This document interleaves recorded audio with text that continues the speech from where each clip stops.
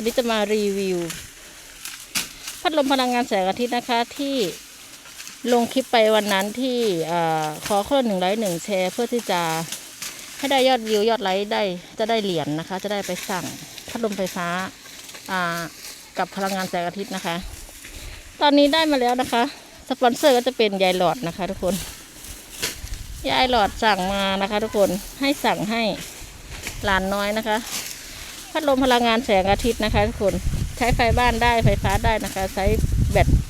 ได้นะคะแล้วก็เสียบ USB ได้มีหลอดไฟแถมให้2 หลอดนะคะทุกคนชาร์จได้ทั้งวันเปิดได้ทั้งวันนะคะแล้วก็มีไฟตรงนี้ให้ด้วยนะคะทุกคน